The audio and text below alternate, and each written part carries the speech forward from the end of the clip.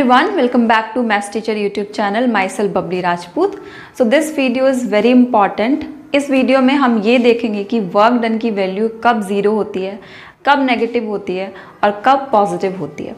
तो आप बोलोगे मैम वर्क डन तो स्केलर क्वांटिटी है एंड स्केलर क्वांटिटीज़ डायरेक्शन पे डिपेंड नहीं करती हैं, मतलब वो क्या होती है, हमेशा पॉजिटिव होती हैं, उनके पास सिर्फ मैग्नीट्यूड होता है। तो वाई यू आर सेइंग कि वर्क डन कब ज़ीरो होगा, कब पॉजिटिव होगा या कब नेगेटिव होगा, ये तो डायरेक्शन की बात हो गई ना। ऐसे तो वेक्टर क्वांटिटीज बिहेव करती हैं। So this point is very important. Yes, work done and the energy both are the scalar quantities, but हम क्यों बोलते हैं वर्क डन कब जीरो होगा, कब पॉजिटिव होगा, कब नेगेटिव होगा, क्योंकि जो वर्क डन का फॉर्मूला हमने पढ़ा था उसमें दो टर्म्स आ रहे थे, force and displacement, and force and displacement both are vectorial term, both are vector quantities. ठीक है। सो वर्क डन की वैल्यू ज़ीरो है या वर्क डन पॉजिटिव है या वर्क डन नेगेटिव है, ये डिपेंड करेगा फोर्स और डिस्प्लेसमेंट की डायरेक्शन क्या है।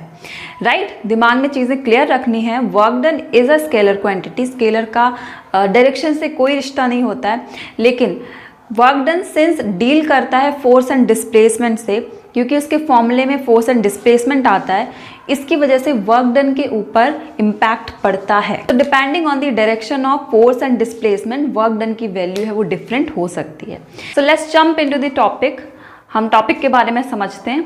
देखिए, अभी तक हमने जितना भी पढ़ा है फोर्स के बारे में, उसमें हमने यही पढ़ा है कि फोर्स किसी बॉडी पे या तो हॉरिजॉन्टली लगती है या वर्टिकली लगती है। राइट, कोई बॉडी है उस पर या तो फोर्स हम दिखा देते थे कि भाई हॉरिजॉन्टली लग रही है, ठीक है, या उस पर वर्टिकल फोर्स लग रही है। लेकिन हमने ऐसा कहीं भी नहीं पढ़ा कि किसी ऑब्जेक्ट पे जो फोर्स है वो एक एंगल पे लग रही हो। ठीक है, अब एंगल का मतलब क्या है, देखो समझो। मान लो यहाँ पे कोई ऑब्जेक्ट है या मान लो कोई कार है यहाँ पे, ठीक है, आपने कार में क्या किया, एक थ्रेड बांध दिया, छोटे बच्चे ऐसा करते हैं, एंड फिर आप उसको चलाने लगे। तो मुझे बताओ फोर्स आप कैसे लगा रहे हो। मान लो ये आपकी कार है, आपने इस पर थ्रेड बांध दिया और ये आप हो, ठीक है। सो यही तो आप फोर्स लगा रहे हो ना, ये जो थ्रेड है इसी पे तो फोर्स लग रहा है, एंड कार मूव किस डायरेक्शन में कर रही है, इस डायरेक्शन में, है ना। तो ये फोर्स एक एंगल पे ही तो लग गया, ये फोर्स एक एंगल पे लग रहा है, ठीक है, ये फोर्स लग रहा है, और ये क्या हो गया, ये हो गया हमारा डायरेक्शन ऑफ मोशन। राइट, हुआ कि नहीं हुआ। अच्छा, डायरेक्शन ऑफ मोशन में जहां भी लिख रही हूं उसका मतलब है displacement, that means displacement. Okay, so यही आज हमें पढ़ना, आज का टॉपिक यही है कि क्या होगा जब फोर्स एक एंगल पे लगेगा, मतलब फोर्स और जो डिस्प्लेसमेंट है या फोर्स और डायरेक्शन ऑफ मोशन है, they are at particular angle to each other, तब वर्क डन पे क्या असर पड़ेगा। ठीक है, so work done by a force acting obliquely, अगर किसी बॉडी पे जो फोर्स है वो ऑब्लिकली एक्ट करती है, ऑब्लिकली मतलब एक एंगल पे एक्ट करती है, तब उस बॉडी पे क्या फर्क पड़ेगा। तो उसको थोड़ा सा समझते हैं हम।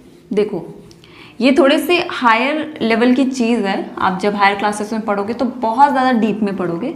अभी मैं आपको थोड़ा सा कंसेप्ट समझा देती हूँ। राइट, तो हमने क्या देखा, हमने ये देखा कि किसी ऑब्जेक्ट पे जो फोर्स है वो कैसे लग रहा है, एक एंगल पे लग रहा है, एंड ये क्या था उसका, ये उसका था डायरेक्शन ऑफ मोशन, एंड मैंने बताया जहाँ भी डायरेक्शन ऑफ मोशन लिखा हो उसका मतलब होता है डिस्प्लेसमेंट। ठीक है, राइट। सो ध्यान देना, ये सिर्फ वेक्टर क्वांटिटी के साथ ही होता है। वेक्टर क्वांटिटी के केस में ही हम इस तरीके का कुछ सिनेरियो है वो देखते हैं, कभी भी स्केलर क्वांटिटी के साथ ऐसा नहीं होगा। सिंस फोर्स एक वेक्टर क्वांटिटी है, राइट। सो हम देखते हैं अब आगे क्या होता है।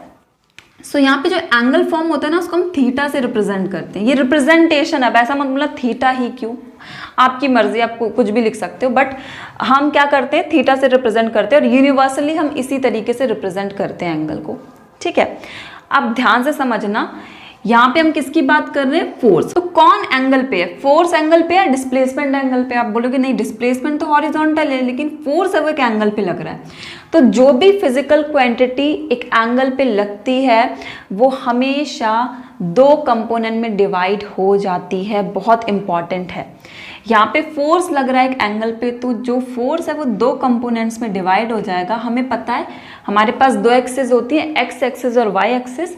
ये हमारी एक्स एक्सिस है और ये वाई एक्सिस है। ध्यान रखना, एंगल जिन दो फिजिकल क्वांटिटी के बीच में बनता है, जैसे यहाँ पे क्या है, फोर्स और ये डिस्प्लेसमेंट है, एक्स एक्सिस पे क्या है डिस्प्लेसमेंट। एंगल जिन दो फिजिकल क्वांटिटीज के बीच में लगता है वो कंपोनेंट कहलाता है कॉस थीटा कंपोनेंट। ठीक है, वो वाली फिजिकल क्वांटिटी हमें लिखनी है जो एंगल पे लग रही है एंड कॉस थीटा। एंड जहाँ पे कोई एंगल नहीं बना, जैसे यहाँ पे थीटा बना हुआ है, यहाँ पे कोई एंगल नहीं है, तो ये वाला जो वाई एक्सिस का कंपोनेंट होगा वो हो जाएगा हमारा एफ साइन थीटा। ठीक है, सिंपल है। जिन दो फिजिकल क्वांटिटी के बीच में एंगल बन रहा है वो वाला कंपोनेंट हो जाएगा आपका एफ कॉस थीटा। ठीक है, आपको वो फिजिकल क्वांटिटी लिखनी है सबसे पहले जो एंगल पे लग रही है। जिस एक्सिस पे कोई एंगल का रिप्रेजेंटेशन नहीं हो जाएगा वो हो जाएगा एफ साइन थीटा। ठीक है, फॉर एग्जाम्पल एक और एग्जाम्पल देकर आपको समझाती हूँ। फॉर एग्जाम्पल मान लो फोर्स ऐसे लग रही है एक एंगल पे, लेकिन मान लो डायरेक्शन ऑफ मोशन इस डायरेक्शन में। ठीक है, मतलब डायरेक्शन ऑफ मोशन आपका ये हो गया, तो अब क्या होगा, एंगल इन दोनों के बीच में बनेगा। ठीक है, ये हमारी क्या हो जाएगी एक्स एक्सिस। सो अब ये वाला जो कंपोनेंट है ना, वाई एक्सिस वाला जो कंपोनेंट, ये कहलाएगा एफ कॉस थीटा एंड ये जो एक्स एक्सिस वाला कंपोनेंट है ये कहलाएगा F sine theta. So angle जिन भी दो फिजिकल क्वांटिटीज के बीच में बनेगा वो वाला कंपोनेंट हमेशा एफ कॉस थीटा कहलाता है, दूसरा वाला कंपोनेंट हमेशा एफ साइन थीटा कहलाता है। हमें एफ साइन थीटा से कोई मतलब नहीं है अभी, हमें सिर्फ एफ कॉस थीटा पढ़ना है। सो डायरेक्ट बताने से अच्छा था कि आपको ऐसे समझा दूं, तो मैंने सोचा समझा देते हैं। आई होप आपको समझ में आ गया होगा क्या मतलब है। अब देखो, वर्क डन का फॉर्मूला क्या होता है, फोर्स इनटू डिस्प्लेसमेंट।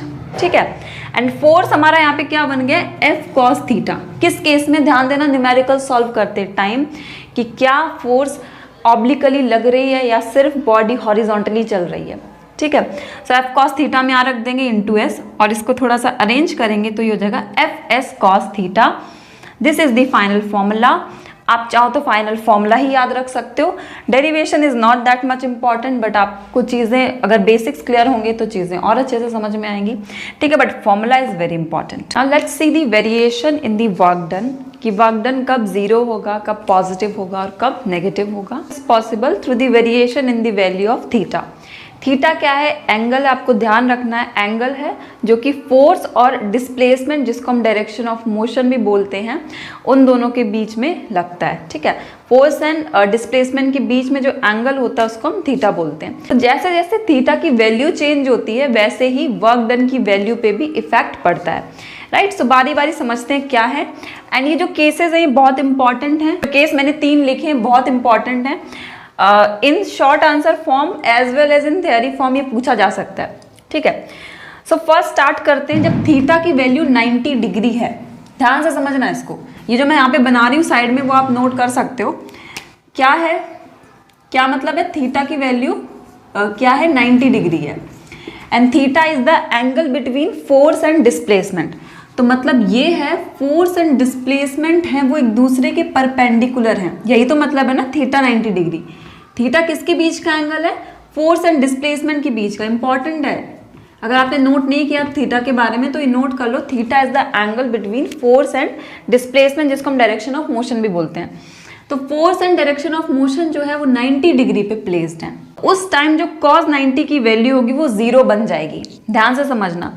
ठीक है, cos 90 क्या हो जाएगा, ये cos थीटा है तो यहाँ पे हम क्या लिख देंगे, मैं यहाँ पे समझा देती हूँ आपको। ये हो जाएगा हमारा एफ एस कॉस थीटा की जगह 90 डिग्री आ जाएगा एंड cos 90 की जो वैल्यू होती है वो हमारी क्या हो जाती है, 0 हो जाती है। तो वर्क डन भी उस केस में 0 हो जाता है। आई होप आपको समझ में आ गया होगा। जब फोर्स एंड डिस्प्लेसमेंट एक दूसरे के परपेंडिकुलर होते हैं, मतलब थीटा 90 डिग्री पे है, तो उस केस में वर्क डन होता है वो 0 होता है। अब ये आपको कहाँ देखने को मिलता है, केस ऑफ कुली। इंपॉर्टेंट है कुली का केस। कुली होते हैं स्टेशन वगैरह पे हमें देखने को मिलते हैं। ठीक है, तो वो क्या करते हैं, वो अपने सर पे लोड रखते हैं।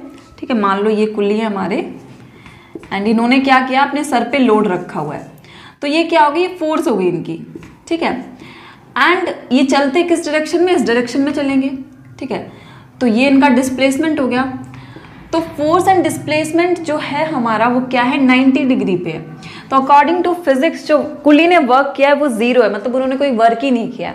ठीक है, तो फिजिक्स की हम नहीं मानते हैं, मेहनत उन्होंने काफ़ी की है, so will pay them. Okay, ध्यान रखना है आपको। लेकिन फिजिक्स के अकॉर्डिंग क्या है, he is not doing any work, उनका जो वर्क डन है वो 0 है।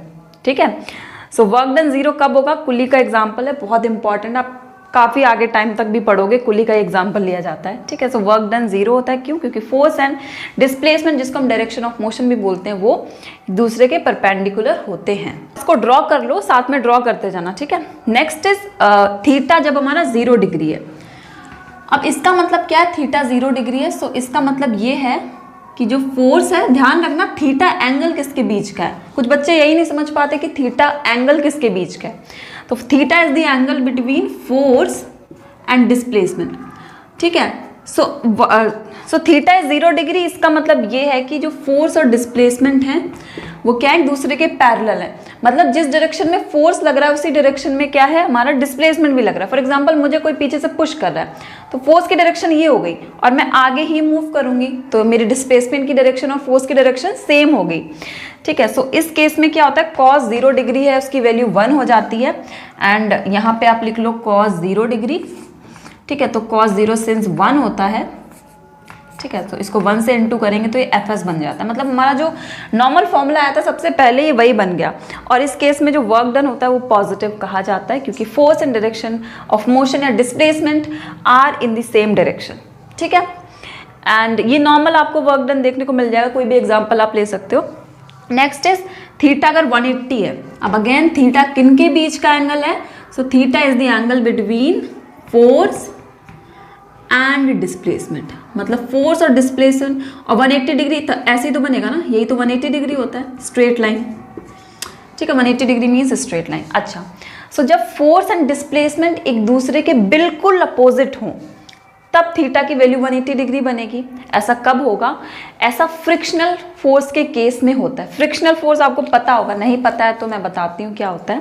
देखो, जब भी कोई ऑब्जेक्ट ग्राउंड के कांटेक्ट में आता है तो नेचर ने अपने आप एक फोर्स लगा रखी है, दैट इज फ्रिक्शनल फोर्स। जैसे कि कोई बॉल है, आपने क्या किया? उसको ज़मीन पे रोल किया एंड कुछ टाइम के बाद वो रुक जाती है। क्यों रुकती है? क्योंकि ग्राउंड है, उस पर क्या करता है? फ्रिक्शनल फोर्स लगाता है। And always remember, frictional force हमेशा डायरेक्शन ऑफ मोशन के अपोजिट लगती है। मतलब जिस डायरेक्शन में बॉडी मूव करी, जैसे बॉल इस डायरेक्शन में मूव कर रही है तो फ्रिक्शनल फोर्स इसके अपोजिट डायरेक्शन में ही तो लगेगी ना। अगर फ्रिक्शनल फोर्स भी इसके साथ लग जाए तो बॉल तो कभी रुकेगी नहीं, उसकी स्पीड बढ़ जाएगी इवन। तो डायरेक्शन ऑफ मोशन के अपोजिट काम करेगी कोई चीज़, तभी जो हमारा ऑब्जेक्ट है वो स्टॉप हो पाएगा या रेस्ट पे आ पाएगा, ठीक है। सो यहाँ पे जो फोर्स की हम बात करते हैं ये हमारी फ्रिक्शनल फोर्स होती है। ऐसे यहाँ पे क्या रिप्रेजेंटेशन है? डिस्प्लेसमेंट मतलब डायरेक्शन ऑफ मोशन। तो आप मान सकते हो कोई बॉल है, वो इस डायरेक्शन में जा रही है, ठीक है, तो उस पर एक इक्वल एंड अपोजिट फोर्स लगेगा, that is frictional force opposite direction में, ठीक है। तो यहाँ पे 180 डिग्री का एंगल जो है वो फॉर्म होगा, राइट। एंड cos 180 की वैल्यू होती है वो -1 होती है, तो यहाँ पे हम लिख देते हैं cos 0 की जगह cos 180 डिग्री और यहाँ पे माइनस लगा लेते हैं, तो ये -fs हो जाता है। इस केस में जो वर्क डन होता है वो नेगेटिव होगा। ऑफ कोर्स नेगेटिव हो गई, ठीक है, क्योंकि जो ऑब्जेक्ट है वो रेस्ट पे जा रहा है तो वर्क डन क्या होगा? नेगेटिव हो जाएगा। आपको ध्यान रखना है, इनमें इंपॉर्टेंट है कि वर्क डन कब 0 होगा, पॉजिटिव नेगेटिव, इनके एग्जाम्पल्स इंपॉर्टेंट हैं। एंड उस टाइम फोर्स और डायरेक्शन ऑफ मोशन मतलब डिस्प्लेसमेंट किस पोजीशन में होंगे, मतलब फोर्स और डायरेक्शन ऑफ मोशन परपेंडिकुलर होंगे या सेम डायरेक्शन में होंगे, अपोजिट डायरेक्शन में होंगे, right. So this lecture is very important, काफ़ी छोटा लेक्चर है बट इंपॉर्टेंट है काफ़ी ज़्यादा। Much for today. Next video में हम एनर्जी शुरू करेंगे। So thank you so much for watching this video.